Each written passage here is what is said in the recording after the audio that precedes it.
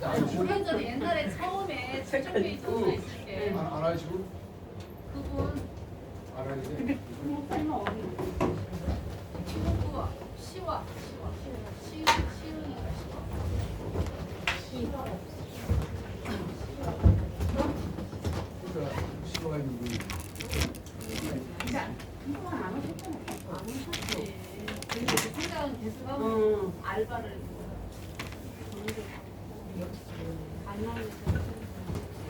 그래 그래서 아직 그게 오고 싶어 하시는 분이었어요. 입지를 못하는.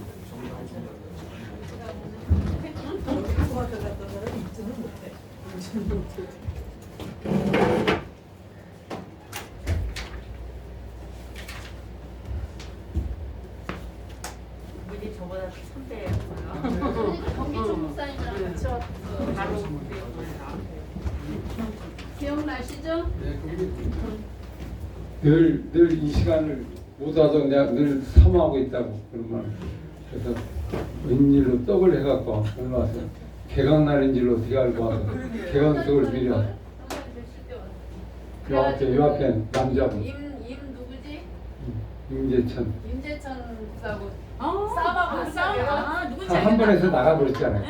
하도 뭐라 그랬으니까 그냥 까지까지 이런 게 뭐 못 참고 나가버리는 심질 급한 사람은.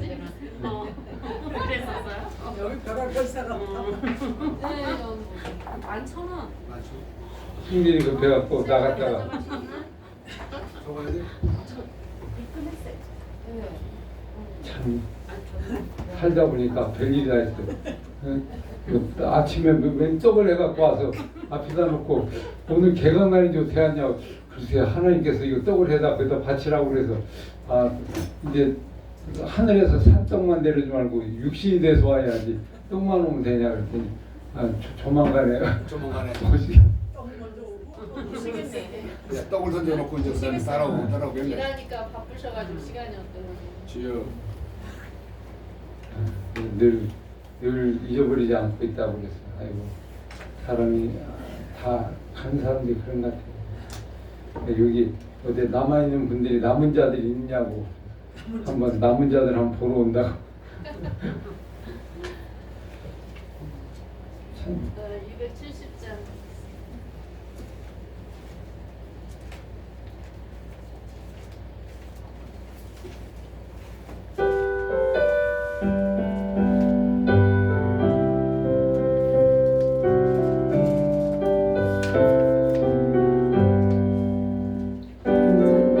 주님의 사랑과 거룩한 보혈의 공로를 우리가 찬양을 합시다.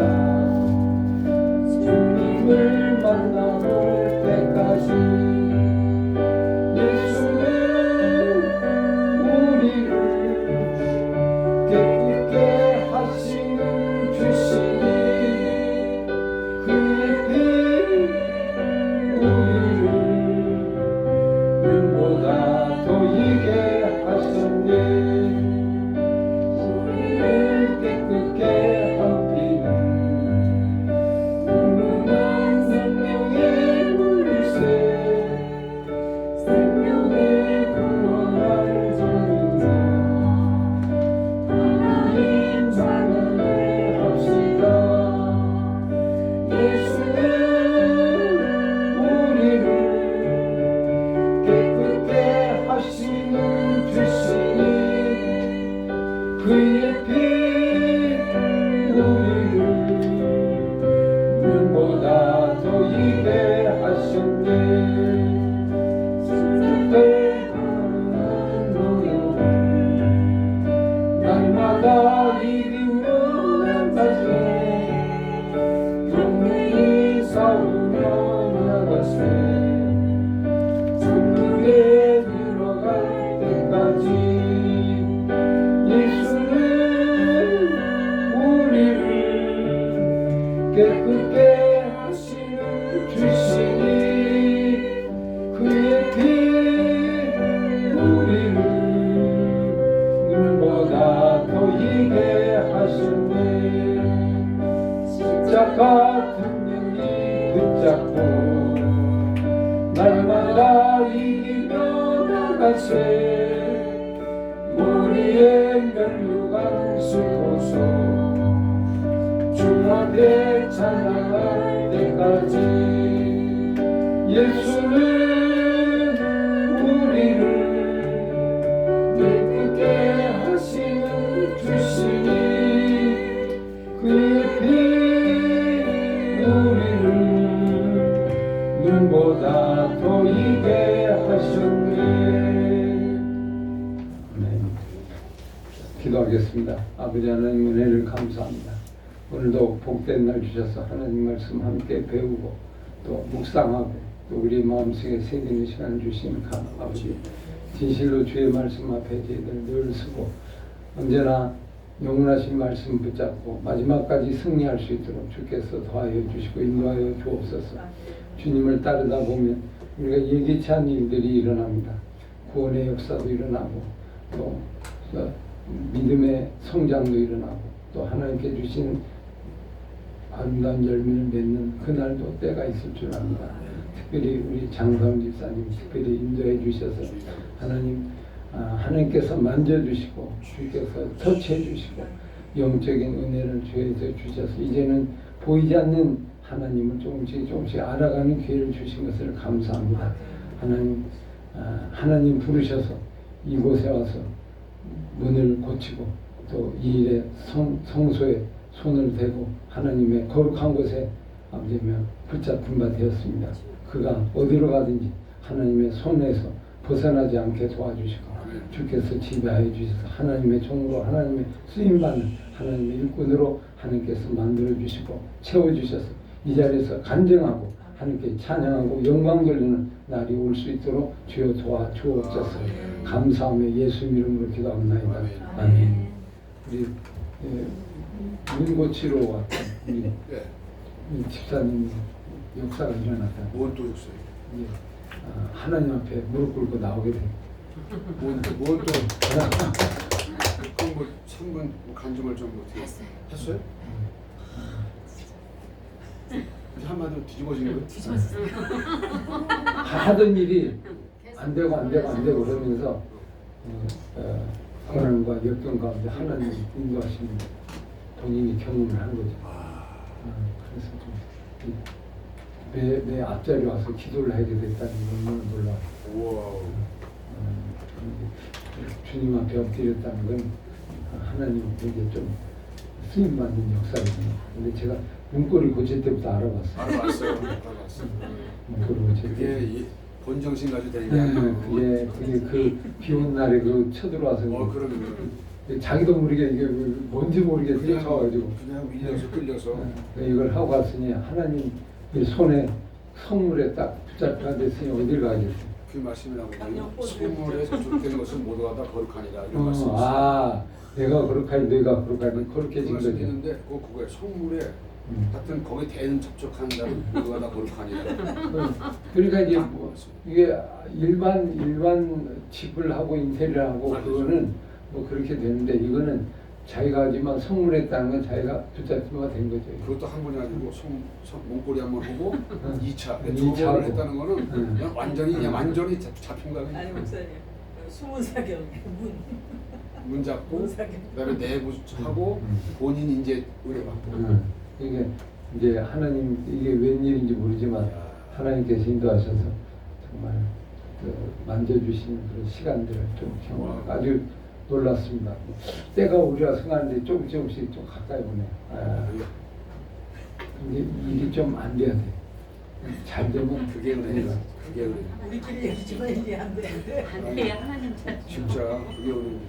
그래서 거기서 이제 하나님의 손길을 좀 느끼게 되죠. 보이지 않는 것. 보이는 하나님, 보이지 않는 하나님을 보는 게 참 이게 어려운 것 같아요.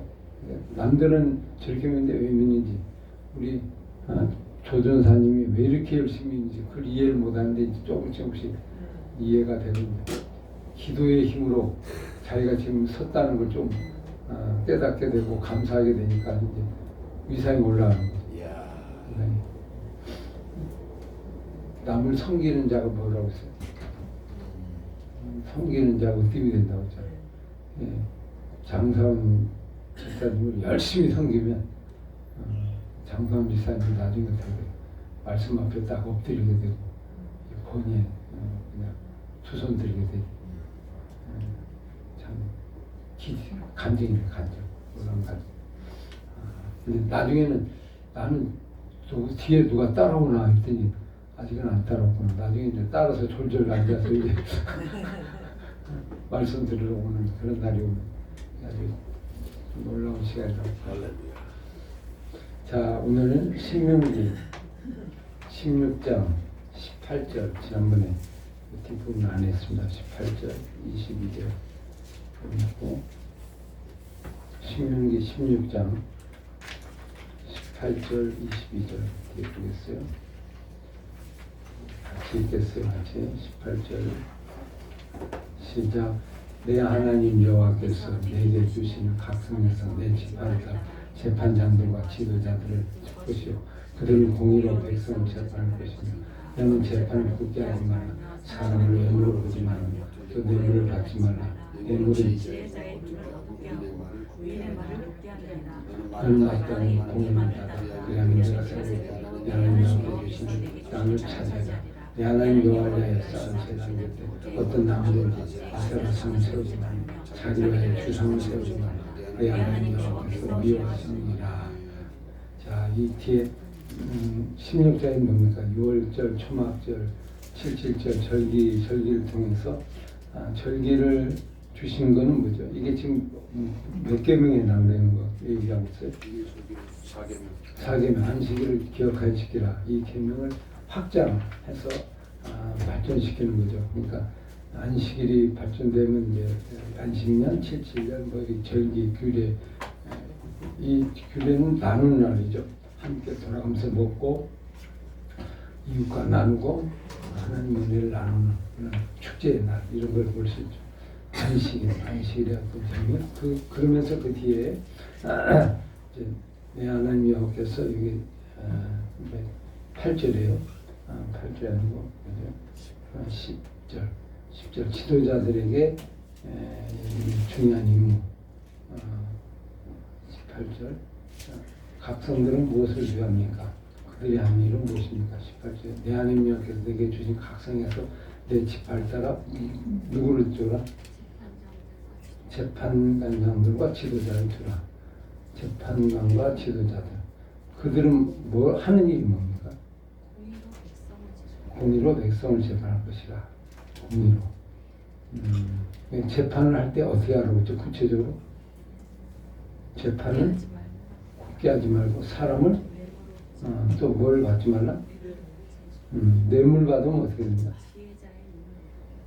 눈이 어둡고 뭐예요? 말이 삐뚤어져요. 말이 잘못 얘기해요. 정직하게 하지 않고 이렇게 이상한 얘기해요. 먹고 나면 말이 달라져. 그래서 너는 마땅히 공의만을 따르라. 그래야만 내가 살겠고 네 하나님의 주인 땅에서 찾아라. 공의란 말이 나오죠. 공의. 정의와 공의 지난번에 설명했죠. 이건 계속 나오는 얘기예요. 사람들이 이 부분을 아주 혼동됩니다. 어떤 분들 보면 이제 정의와 공의를 정의로 생각하고 또 사랑을 그냥 하나님의 인애 이렇게 생각하는 경우도 있어요. 근데 이제 공의와 정의를 이렇게 보통 얘기하거든요. 거기 공의는 엄밀히 보면 헤세드냐, 오늘만 헤세드니까 그게 사랑이죠. 사랑 속에 공의가 들어있는 거고 인애가 들어있는 거고 그렇게 보면 공의로운 재판, 공의, 정의도 하나님의 정의지만 공의가 하나님 정의이 더 강하죠. 그게 뭐야? 사랑, 하나님의 사랑과 인애가 들어있다. 공의로운 사람이 되려면 어떻게 해야 돼요? 재판관 중에 가장 중요한 게 공의다. 지도자들 공의. 그래서 여기 보니까 외모로 보지 말고 뇌물을 받지 말라. 야, 이게 선거할 때 옛날에요. 이제 우리 선거날 가운데 이게 마귀가 이게 기가 막히게 하는 것 같아요. 그래서 일단은 받기 싫어도 밥을 사줘요. 그러면 어떻게 되죠? 시골의 할머니들이, 할아버지들이 경로당에서 밥을 쫙 돌려. 그러면 이제 먹지 않습니다. 먹으면 아유 나 당이 달라. 나는 거기 안 줘. 그래 일단 뭐 드세요. 상관없어요. 먹고 나면 마음이 어떻게 돼요? 그쪽으로 먹었는데. 먹었는데 이게 고민이야 고민. 이 찍으려면 양심의 고민이네. 그래서 이게 누를까 말까 그래서 결국 먹는 곳에 인자를 찍는다고 하잖아요. 그런 게 그걸 알고 그냥 열심히 그냥 밥을 사는 거예요. 옛날엔 전부 밥을 샀죠. 돌렸죠. 돈 봉투 돌리고. 근데 그거 없애려고 나라에서 엄청 힘든데 뭐 얼마 전에도 뭐돈 봉투 돌리고 뭐 이런 거 하잖아요. 근데 그게 왜 그래요? 이 뇌물이 들어가면 이게 특징이 나죠. 뇌물은 강력한 힘이 있다는 거예요. 뭐죠? 지혜자의 눈을 오르게 지혜로운 자의 눈을 어둡게 하고 의인의 말을 이걸 바꾸는 능력이 있잖아. 바꾸는 능력. 야 이걸 마귀가 기가 막히게 하는 것 같아요. 그죠? 그러니까 하지 말라고도 그걸 맨날 쓰죠. 우리 교회에서도 요즘은 안 그런데 한참 동안 죄를 많이 범했죠. 총회장 나오면 뭐예요? 뭐 진짜 밥 많이 사요. 아 목사님도 밥을 엄청 사요. 정말 그 사람들도 이걸 생각한 거죠. 이게 일단 얼마 쓰면 뭐 당락이 결정된다. 그게 이게 다 밥값이야. 이제 누가 하나 주면 그쪽 지역에 총책임자는 밥값을 줘서 한번 싹 먹게 하고. 저도 이렇게 모임 밥값을 먹었는데 먹는 거 감사하니까 무슨 이제 뭐 이렇게 노예 모임 있잖아요. 이런 걸 가요. 만나면 오늘은 밥을 누가 삽니다. 그래서 누가 뭐 사나 보다 그런데 나중에 밥을 먹고 나면 그때 등장이 돼요.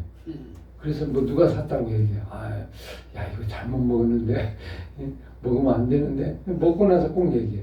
그러니까 이제 그러면 마음이 좀 이끌리고 나오게 되는데 그런 일들이 세상이나 교회에서도 너무 많은데 이런 일을 하지 말라. 자꾸 뇌물이라는 게 참 이게 무서운 거죠. 정치 속에 뇌물이 들어가면 어떻게 돼요?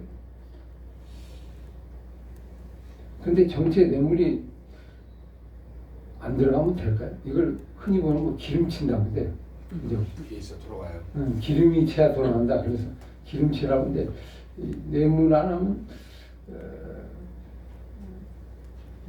뭘로 정치해? 돈 안 하면 어떻게 정치를 합니까? 정치?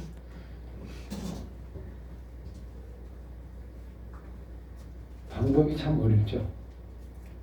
밥 사주지 않고 정치를 하려면 어떻게 해야 돼요?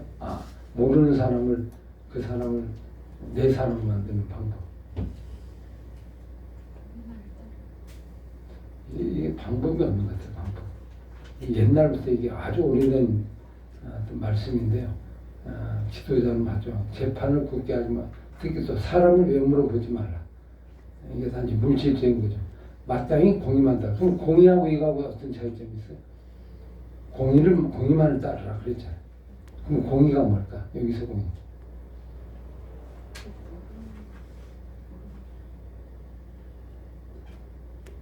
눈에 보이는 거, 물질도 눈에 보이는 거, 외모도 눈에 보이는 거죠. 거기에 따르지 말고 공의만을 따르라.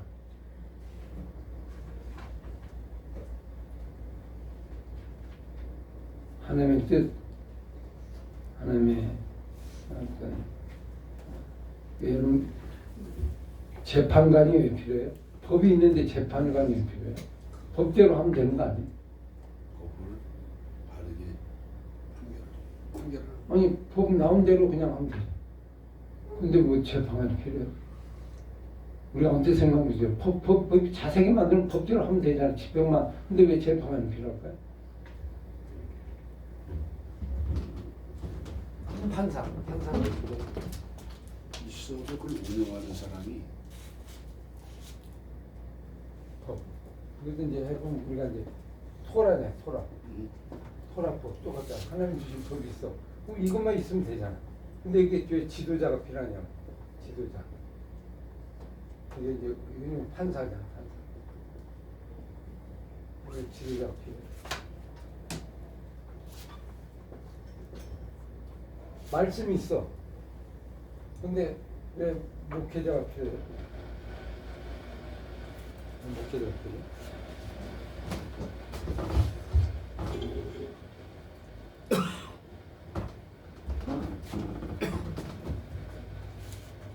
필요하죠?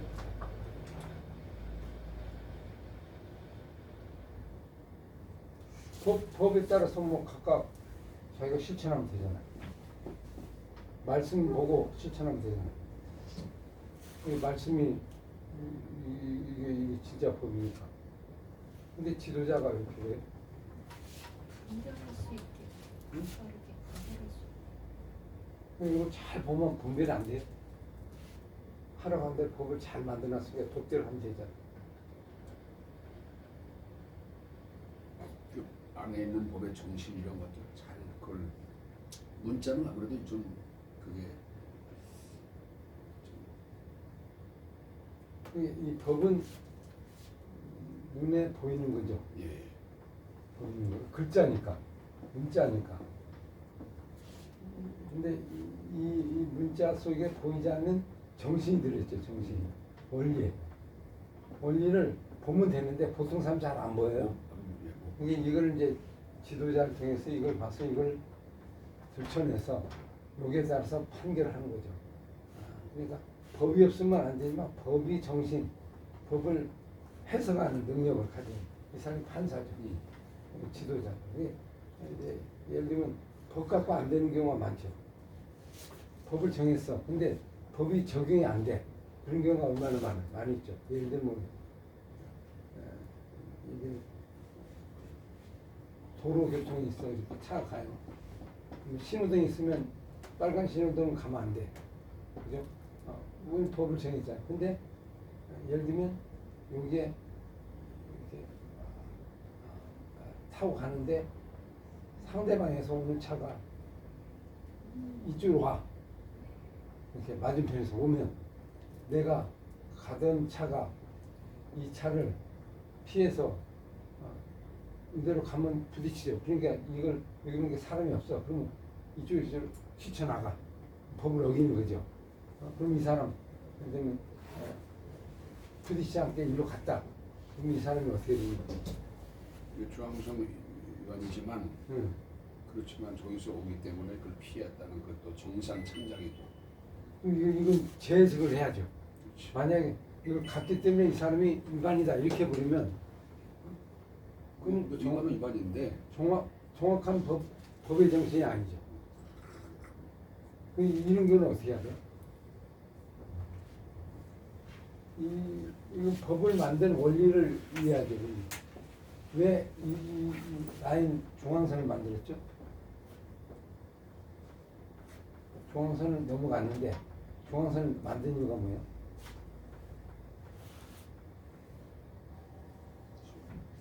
안전을 위해서. 안전, 생명을 지키기 위해서. 지키기 위해서. 생명 중심인데 생명. 이 줄이 중요한 거 생명이 중요하죠. 근데 이 경우는 어떻게 돼? 이대로 가면 생명이 죽어. 그러면 중앙선 벗어나서 이쪽을 피해야죠. 그럼 뭐가 우선이가? 생명. 법보다 생명이 우선이죠. 그러니까 생명 중심이 이걸 보고 여기에 판결해야 되는 그런 걸 볼 수 있죠. 나오는 것. 그러니까 이제 법이라는 건 한계가 있어요. 상황과 여건에 따라서 전혀 무용지물이 될 수도 있어요, 사실. 그러니까 그 정신 이걸 짜쳐서 다. 그러면 이 지도자, 판사, 목회자, 오늘날 따지면 이 사람이 중요하다 이런 얘기를 할 수 있어요. 그래서 두 개가 같이 가야죠. 두 개가 같이 가. 우리나라 법도 어떻게 돼요? 헌법 뭐 누가 오늘 잘 만들었어요. 만드는데 판사가 잘못되면 그쪽에서 판사가 어떻게 해요? 아까처럼 판사가 이 법을 잘 지키려면 무슨 훈련을 해야 돼요? 외모 보지 말고 내용 받지 말고. 하나님의 공의를 보는 공의만을 따르는 훈련. 공의 뭐예요? 하나님만 바라보고 하나님만 위하여 판결하는 어떤 단호함 이것을 가지고 있을 때 이제 이 나라와 민족이 잘 되는 걸 볼 수 있습니다. 공의.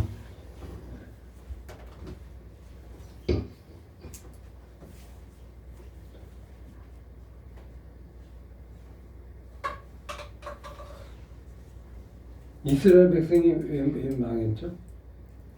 멸망한 이유가 뭐예요? 지도자들이 어떻게 했어요? 지도자들이 타락했죠. 이게 말씀이 없어진 건 아닌데 이게 있어도 지도자가 살아가면 이게 또 무용지물이에요. 이거 가르치 않으면 헛거죠. 이걸 별로 얘기하지 않으면 헛거잖아요. 그럼 지도자에 의해서 이게 가는 거예요. 예수님도 이제 어떤 하나님의 나라를 이룰 때 말씀이 있지만 말씀을 가르치기 위해서 제자들을 세워서 제자들을 훈련하고 제자를 이어가죠. 그럼 우리가 이제 성경을 봐도 이걸 얼마나 잘 보는가 이 훈련 끊임없이 해서 이 법을 잘 실천하는 그런 삶이 돼야 돼. 지도자. 신실해야 돼. 하나님 앞에서 신실한 사람. 자, 그다음에 21절. 내 하나님 여호와를 쌓는 어떤 나무든지 아세라 상을 세우면 주상을 세우지 말라. 다른 상을 세우지 말라. 상을 세운다. 사람이 왜 상을 세우죠? 자꾸 상을 세우려고. 근데 이 상 세우지 말라. 우상인데 보이는 하나님께서 아주 미워한다. 보이는 상을 너무 미워한다. 여러분 교회도 상이 있죠. 어떤 상이 있어요 교회? 제가 요즘에 보면서 좀 느끼는 게 이게 신앙이 성장이 잘 안 되죠. 어디까지 가면 이게 정체가 돼요. 그럼 목회자 입장에서 교회를 이제 이렇게 목회를 하거나 할 때 성도들이 좀 신앙을 업그레이드 시키기 위해서 어떻게 하냐면 보이는 것을 자꾸 이렇게 앞에다 이렇게 놔요. 그래서 자꾸 보이는 거에 은혜를 받도록 그렇게 가면서 좀 신앙을 얻게 되는데 우리가 그렇게 하면 할수록 어떻게 되죠? 신앙이 성장이 되기보다 더 잠깐 반짝하는 것 같은데 더 거꾸로 가죠. 역으로 가는 가능성이 많아요. 보이는 것은 우리의 신앙을 성장을 기초는 되는데 그 이상 넘어갈 때는 보이는 게 더 우리에게 더 어떤 해악을 주고서 잘못되게 되죠. 그래서 앞에 부분에 요즘 그 한국교회 옛날에 안 그랬는데 옛날에는 그렇게까지 안 그랬는데 요즘엔 성가대를 앞에다가 뭐 이렇게 뭐죠 가능한 많이 그죠 숫자를 많이 해서 옛날에 소박했잖아요. 근데 많이 둬서 막 대형 뭐죠 이렇게 콘서트 하는 그런 것처럼 그런 걸로 자꾸 이렇게 발전이 많이 된 것 같아요. 인후교회, 전후교회 좀 특히 큰 교회 같은 데서 그런 쪽을 자꾸 이렇게 보이는데 그래서 어느 날 갑자기 강단이 성가대로 쭉 이렇게 찬양해서 찬양대가 그래서 찬양대 그 음악 찬양이 좀 비중을 주고 이렇게 가는 그런 흐름이 좀 지금에 많이 일어나고 있는 것 같아요. 근데 한 교회 하면 또 한 교회하고 자꾸 따라서 왜 그런 현상이 일어날까요?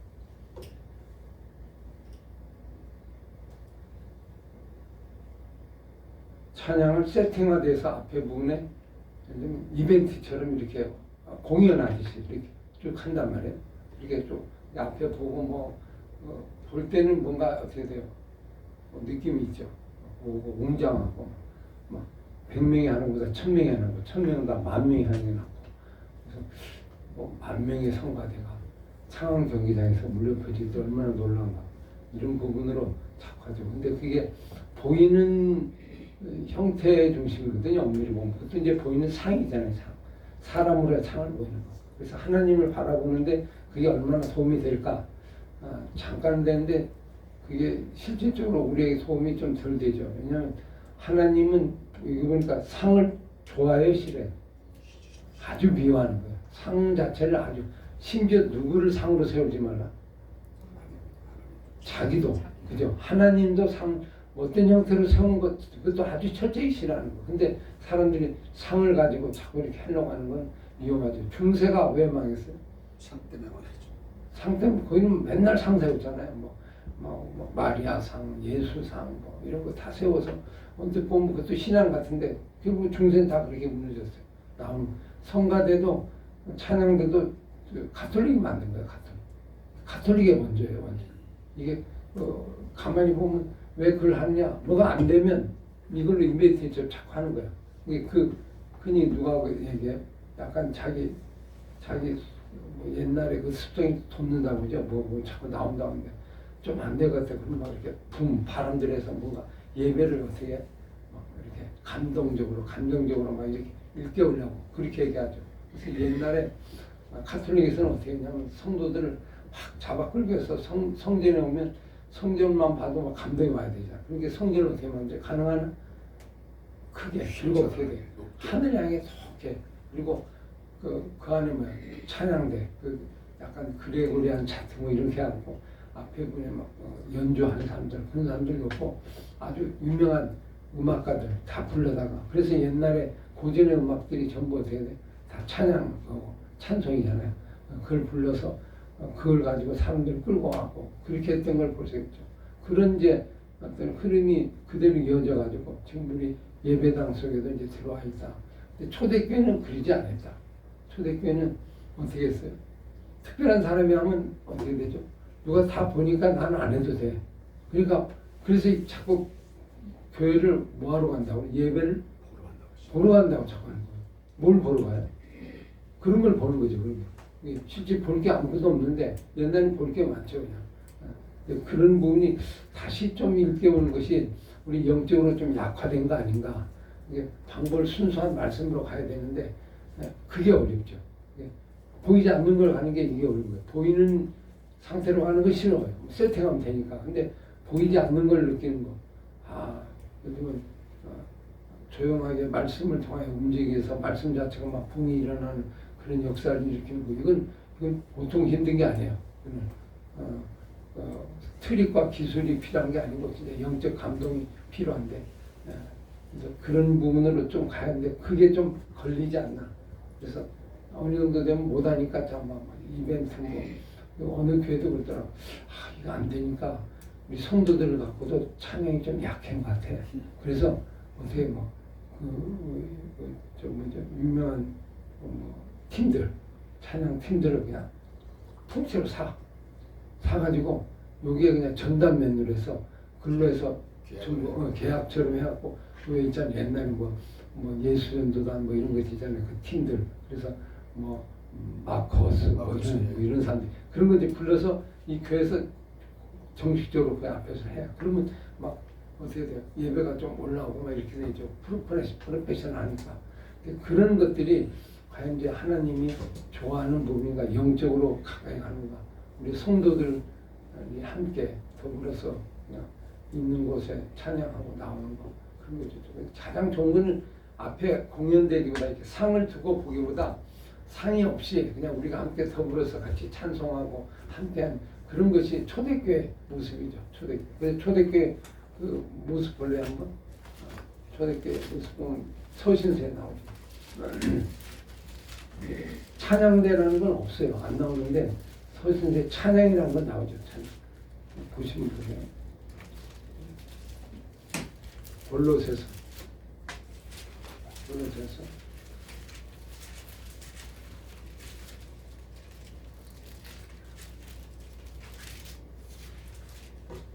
3장 16절 같이 읽어볼까요? 3장 16절 시작. 그때 말씀이 되었을 풍성히 과하여 공연하고 시와 찬송과 신령한 노래를 부르며 감사하는 마음으로 하나님을 찬양하고. 그러니까 이게 우리 일종의 말하면 예배잖아요. 말씀이 풍성히 과하고 피차 서로 가르치고 권면하고 시와 찬송과 신령한 노래를 부르며 감사한다. 이건 뭐예요? 서로 공동체가 함께 서로 주고받고 이렇게 화답하고 하는 그런 모습들이 우리 초대교회 어떤 예배의 형태. 그런 건 뭐 특별하게 앞에다 뭘 놓고 할 필요가 없죠. 그런 걸 자꾸 세팅하려면 이제 어려워지니까 있는 곳에서 아니면 찬송하는 거 그런 거 보시죠. 빌립보스, 이 골로새서인데 빌립보스도 보시면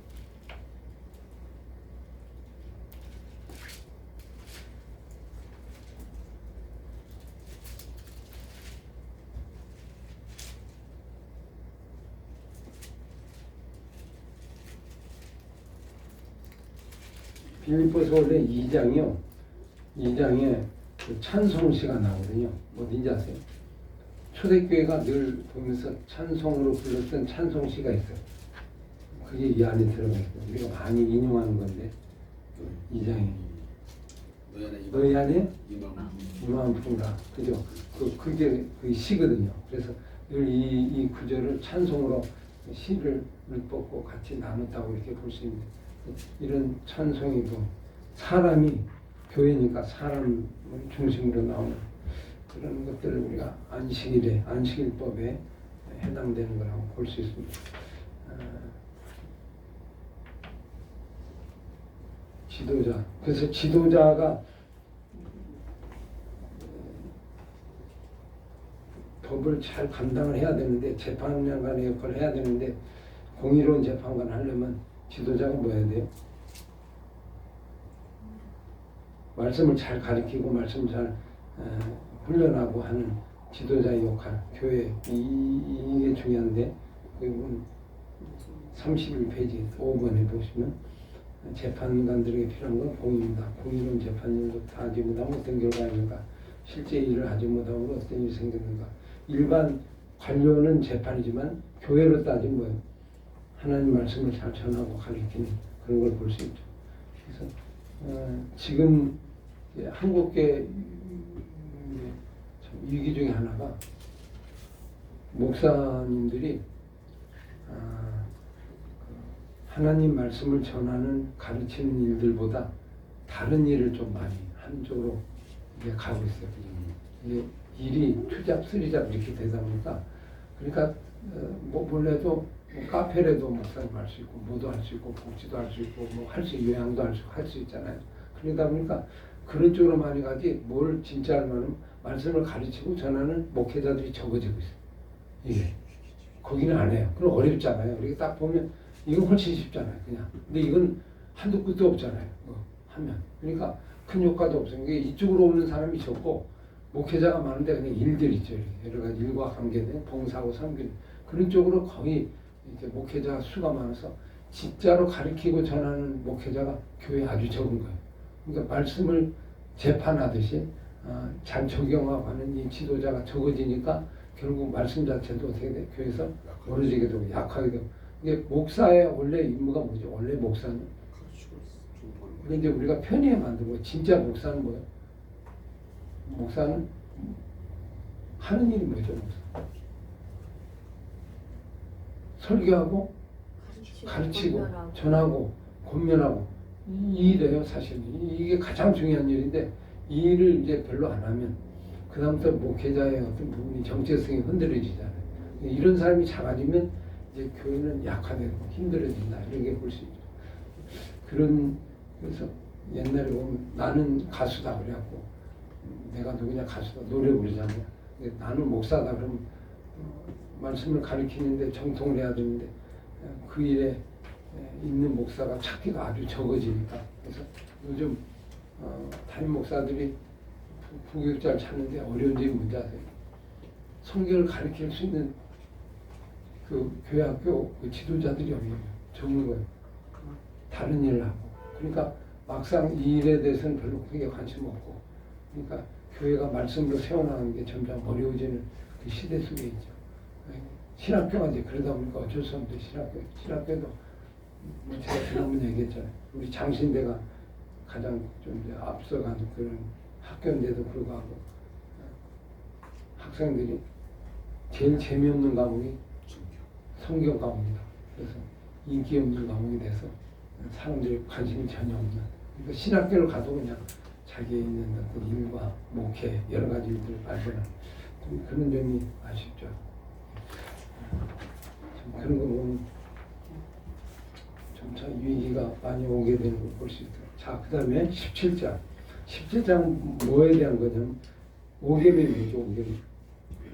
4계명 끝났죠. 5계명 뭐죠? 부모를 공경하라. 근데 부모를 공경하라는 내용이 뭐다 이제 다른 것들이 나와요. 그래서 17장은 뭐와 관계냐면 권위에 관계돼요. 권위. 17, 18장. 그게 부모 5계명에 관계된 거죠. 한번 읽어볼까요? 앞에 32페이지 들어가는 말에 시작. 17장, 18장 권위에 대한 것. 그것은 10계명, 5계명 부모에 대한 것과 연결됩니다. 집안에는 부모가 어떻습니다. 부모 공경이 이루어지지 않는 모든 질서는 사람입니다. 존경받을 대상인 재판관, 왕, 제사장, 선지자들이 있습니다. 이것들은 위로부터 내는 권위에 순종하는 걸 특징하고 있다. 하나님이 세우신 대표적인 권위의 왕, 재판관, 제사장, 선자입니다. 이것은 그리스도의 삼중직에 해당하고 증거도 연결된다.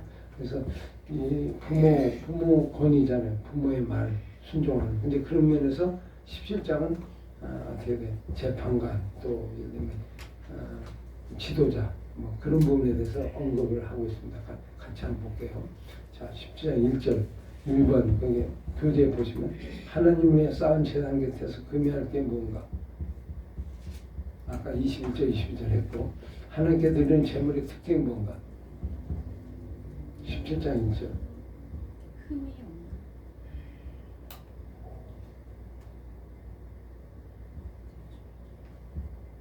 흠 있는 건 안 되죠. 흠 없는 거. 흠 없는 걸 드리라. 하나님께 그걸 가져간 거다. 그 다음에 하나님 명령을 알고 다른 신을 섬기고 이를 성신을 섬기는 전하는 거 알려줄 때 어떻게 해야 됩니까? 2장 7절 내 하나님 여호와께서 주시는 성에서 너희가 남자나 여자나 다른 신을 섬기고 그런 것에 절한다고 하자. 그러면 4절에 그것이 내가 알려지거든 너는 어떻게 알아? 자세히 조사해 보라. 그리고 만약 그 일가만이 확신하면 이스라엘 그런 가정이 없어요. 그리고 그 악을 행한 사람 어떻게 알아? 그냥 끌어다가 쳐 죽여. 아이고 이게 참 힘든 일이네. 죽일 때는 또 어떻게 죽여라? 돌로 쳐 죽여. 증인으로 죽일 주사자 것이요. 증인. 한 사람의 증언은 죽이지 말라. 잘못 죽였으니까 이런 자를 죽이는 증인님이 먼저 그의 손을 댄 후에 백성의 손을 댔지. 너는 이와 같이 하여 악에서 제하여 보라. 야 이렇게 오만 말을 했을까요? 죽이라. 그러면 제사장이 일이 뭐한 일이에요? 판결해 죽이는 지. 야 이걸 오늘 우리에 적용하는 건 어떻게 적용돼?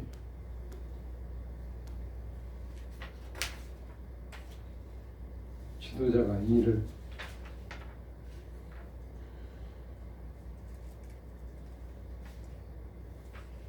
예를 들면 있죠. 어떤 사람이 악을 행했을 때, 죄를 범했을 때, 성도들이 죄를 범했을 때 지도자들은 어떻게 해야 돼요?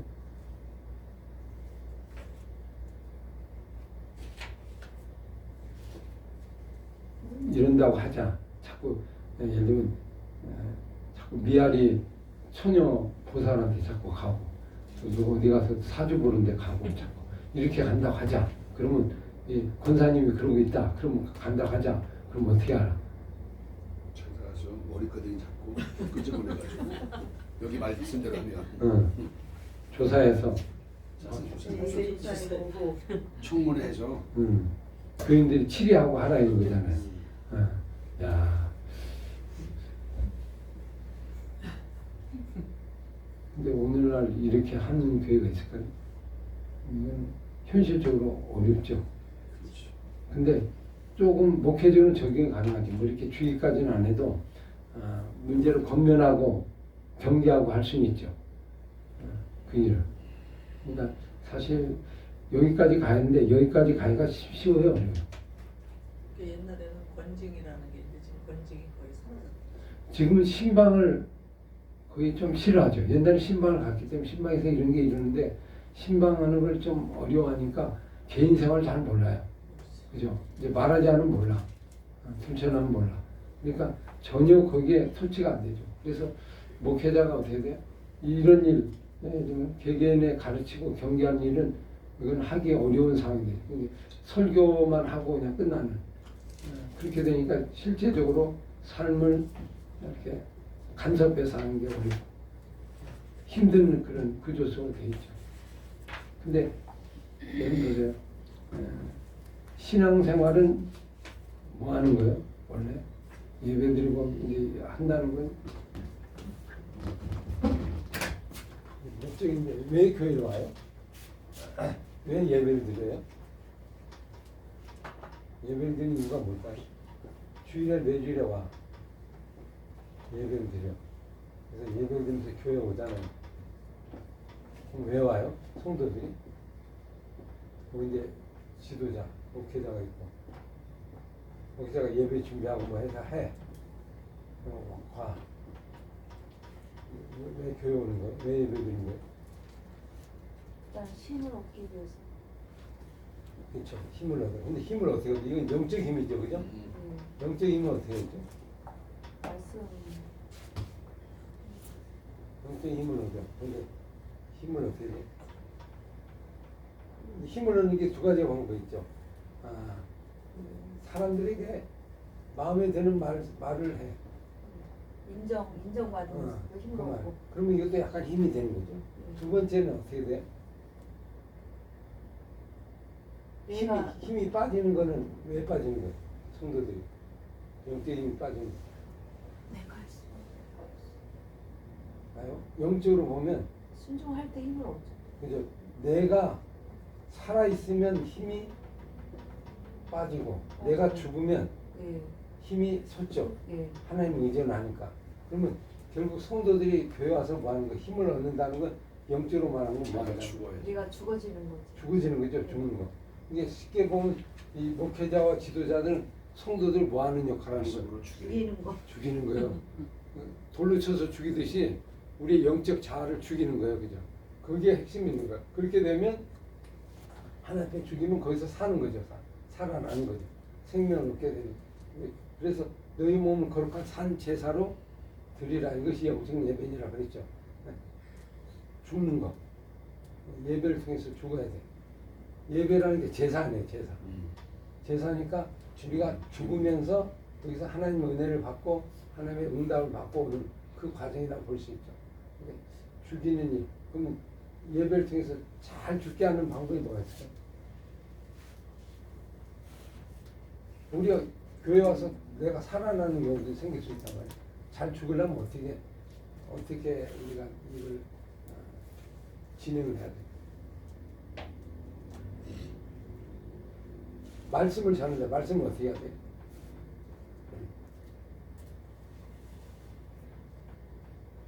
일찍이 보면 영적으로 보면 뭐하러 오는 거예요? 병든 자들이 의사를 찾으러 오죠. 와서 뭐 하는 거예요? 병든 자가 힘을 얻으려면 수술을 해야죠. 그래서 깨끗이 입고 돌아가는 거예요. 그죠? 그러면 이 앞에서 수술대에 올라가는 거예요. 수술대에 올라가서 수술 속에서 말씀으로 치유하는 거죠. 그러려면 어떻게 돼요? 수술의 첫 번째 단계 뭐죠? 몸 안에 있는 뭐예요? 나쁜 제거하는 거. 없애고 그 다음에 그 안에 새로운 걸로 이렇게 채워넣는 거잖아요. 그래서 이 예배를 드려서 결국 드린 건 내가 죽는 거잖아. 죽는 자. 어떻게 죽이냐고 문제. 어떻게 죽여야 돼?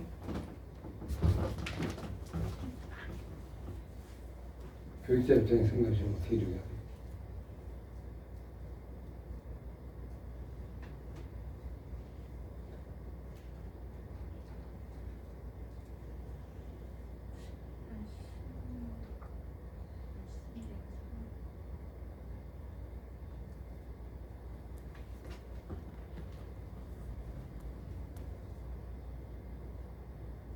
그래서 이게 계속 죽이는 장면이 나오는데 8절 볼까요? 이걸 좀 이제 우리로 말하면 윤리적인 게 아니고 그냥 영적으로 같이 포함해서 같이 얘기해 볼게요.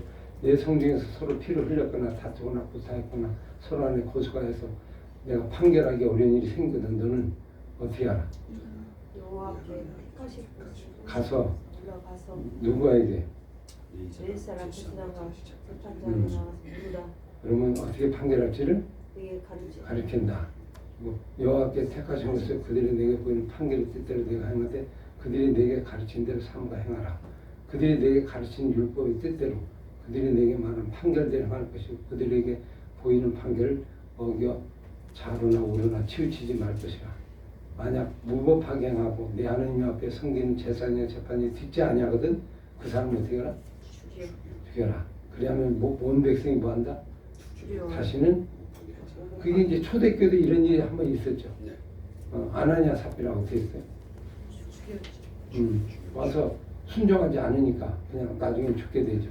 말씀대로 따르죠. 거짓말 하니까 가르치는 대로 상가 행하죠. 그렇게 보면 결국 교회는 말씀이 있으면 말씀을 전하고 가르치는 판결하는 그 사람이 중요하죠. 그 사람을 통하여서 우리의 삶을 고치고 깨끗게 하고 바르게 하는 그런 일들을 참 일어나야 되는데 실제적으로 이렇게까지 가기는 현실적으로 어렵죠. 왜냐하면 예배를 드리러 가면 지금 우리 같은 경우는 죽기 어려운 구조예요. 죽기 어려운 구조라는 건 뭐냐면 선택이 내가 있잖아요. 내가 싫으면 관두는 거 언제라도. 그럼 터치를 못해. 강압적으로 할 수 있는 상황이 아니야. 그러니까 어떻게 돼요? 자기가 결단하지 않으면 죽기가 어려운 거죠. 죽으려면 어떻게 돼? 누가 나를 이렇게 압박을 해야 돼.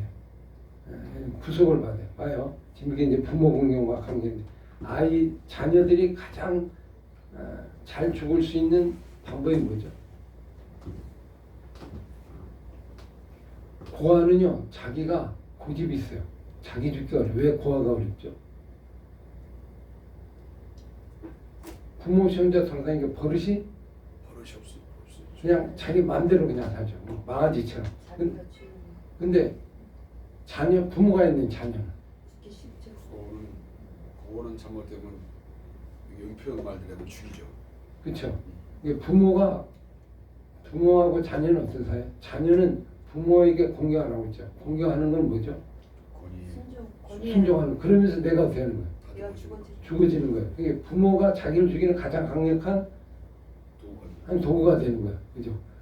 그것만 부모는 움직일 수 없잖아. 내가 움직일 수 있는 게 아니잖아.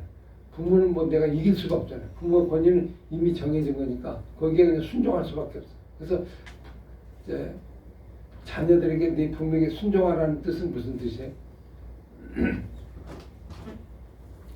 그냥 무조건 순종하라는 거죠. 좀 틀린 말이 있어도 순종하라 그런 뜻이에요. 왜 성경은 그렇게 얘기하죠? 네가 죽을 수 있는 길은 그거 한 번밖에 없어요. 실제 연 보세요. 아이들이 살아가면서요, 자기를 죽일 수 있는 유일한 길은 그래도 부모밖에 없어요. 부모한테 잔소리 듣지 다른 사람 잔소리 안 들어요. 그나마 부모가 좀 돼가 돼. 이게 부모의 터치가 전혀 없이 일어나면 그 다음부터는 자기 죽임이 없잖아요. 뭐 누가 뭐 지적하는 것도 없고 어려운 것도 없고. 그래서 부모는 자기도 모르게 막 싫은 소리 대도 아니라 싸워도 뭐 할 말 하지 않는다. 그게 이제 부모란 말이에요. 부모가 주시는 어떤 권위, 이거에 순종하는 자가 자중자죠. 그래서 부모에게 순종하는 것은 자기 죽이는 하나의 비결 중에 하나죠. 이런 아들이 이제 지혜로운 하나님의 은혜가 넘치는. 교인도 마찬가지예요. 교회 오면 교회 누가 부모예요? 목회자가 부모예요. 그럼 교사가 부모고 세워준 거라면 거기에 순종을 하고 잘 따르면 되는데 거기에 이제 이의를 제기하게 되면 그때부터 이제 어려워져요. 죽는 사람 사는 사람 영적으로 성장하기 좋은지 안 좋은지 몰라. 목회자를 잘 순종하고 따르고 권위에 복종하면 그게 이제 신앙이 성장하고 그렇지 못하면 이게 어렵죠. 왜? 자기를 죽일 수 있는 그 도구를 자기가 무시해버리면 그때부터 어려워지는 거죠. 제사장, 재판관 이게 두는 권위에 순종하는, 복종하는. 여러분 보세요. 가나안 땅에 들어가기 전에 광야에서 40년 동안 이스라엘 백성이 모세의 말에 순종했는데 나중에 어떻게 됐죠? 모세를 어떻게 하려고 그래? 죽이고 재판관을 세워서 간다고 하잖아요. 그때부터 이스라엘 백성은 어떻게 된 거예요? 권위자가 없어져. 위기가 온 거예요. 그죠? 위기가 온 거예요. 그래서 순종할 수 있는 사람이 없다는 게 가장 불행해요. 순종할 수 있는 권위자가 내게 있다는 것이 나를 죽이는 가장 좋은 도구인데 야에 없어. 그러면 이게 그냥 막무가내죠. 막무가내. 권위 가진 사람이 세 종류 있다고 했죠. 하나님, 부모, 교사. 대개 보면 권위의 법정에 앞장서는 이 권위에 순종하는 세 사람을 가진 세 인격을 가진 지도자를 가진 그런 부분들이 이제 영적으로 성장할 수 있는 좋은 부분이죠. 나오는 것. 재판관. 근데 요즘 듣지 않죠. 그래서 전부 어떤 사람들만 있어요. 듣지 않는 거 어떻게 하라고 써온 거니까 죽이라. 그러니까 듣지 않는다는 건 죽을 일만 남았어요. 그래서 이제 아까 우리 장지사님 얘기했는데 하나님 앞에 엎드려서 와야 되는데 안 오면 뭐만 남았어? 말로 해서 이제 아니 오세요 안 오고 오래요 안 들어 그러면 이제 그 다음 일은 뭐야? 억지로 목에 이제 죽는 일만 남았어요. 그냥 한입니다 엎어지고 깨지고 그 다음 쪽에 들어가는 거죠. 근데 안 죽으려면 빨리 앞에 순종하면 돼요. 근데 순종하지 않으면 이제 결국 고난과 역경이 닥쳐 어려움이 닥쳐 그죠. 그래서라도 죽이는 거죠. 부모가 뭐죠? 애가 말 안 들어. 그럼 뭐 하죠? 그 다음에 자녀를 어떻게 해요? 옛날에요. 그 시골에서 하도 안 들어서 음. 옛날에 딱 가마솥이잖아요. 거기다가 때려놓다고 그렇게 말을 하도 안 들으니까 골기도 때리고 옛날에 막 그것도 안 되니까 그냥 가마솥에다가 옛날엔 매를 위협을 한 거죠. 그냥. 저는 어떤 생각이냐면 어릴 때 매를 하러 갔어요. 쌀이나무죠, 쌀이나무. 맞아. 쌀나무를 자기가 맞아. 맞은 매를 자기가 맞아. 가져와야 돼. 자기가 가져와. 참 이게 지혜로운 방법이에요. 이걸 자기가 해서 자기가 그거 갖고 맞으니까 누가 할 말이 없어. 그냥 요거 맞을 때까지 내가 이거 다 해야 돼. 그걸 가져와서 이걸 엄마 주면 엄마가 그 쌀나무를 떼죠. 쌀나무가 왜 좋은지 알아요? 쌀나무가 왜 좋은 이유가 있어요. 안 풀어져. 이게 텅. 네. 매는요 몽대로 때리면 안 됩니다. 몽대로 때리면 어떻게 되죠? 그게 자리가 이게 자국이나고 멍이 들어. 근데 응. 쌀이 나무는 휘 감기면서 그렇죠. 아주 아프기는 엄청 엄청 아픈 따가운데 표시가 없어요. 그리고 안에 그 상처, 뼈나 이런 건 괜찮아. 겉만 피부는 좀 지나면 알물이잖아요. 근데 뼈가 상처가 나면 이거 큰일 나니까 몽디를 때리거나 이거는 타박이 되는 거예요.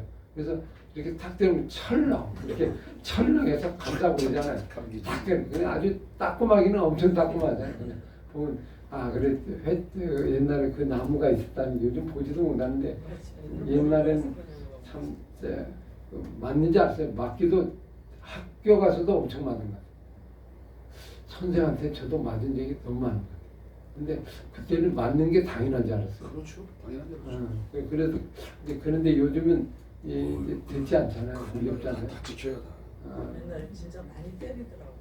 그래서 내 친구 하나는 초등학교 때 사도 매를 노상 만든 애가 있어요. 이게 칠판 앞에다 이렇게 세워놓고 선생님 때리는데 아프니까 속에다가 벌레 조그만 벌레를 가지고 대고 왔어. 근데 이제 그 전에 때리는 소리하고 달라. 왜냐면 찰싹 소리가 나는데 콩 소리가 나니까 그래서 더 맞았어. 그리고 옛날에 종아리를 많이 막 때렸어요. 그죠? 그렇죠. 학교면 종아리를 이렇게 때렸어요. 손바닥하고. 그래서 이건 손바닥을 아무리 맞아도 여간이 상처가 안 나는 거예요. 똑같아요. 종아리도 마찬가지예요. 터지지만. 그래서 이제 그런 것도 아주 지혜롭게 방법을 배워서 나중에 알고 보면 그게 건강에 좋은 거야. 그치. 종아리 이런데 자꾸 잘 걸지면 머리가 좋아지고 사실은 좀 모유가 있겠지만 아니, 비법이 있었네 그게. 그게 왜냐면 종아리는 제2의 심장이거든. 그걸 자극을 시켜주니까 피 잘 돌고 여기도 자극을 주니까 머리 좋아. 발바닥도 때리고. 그렇죠. 예.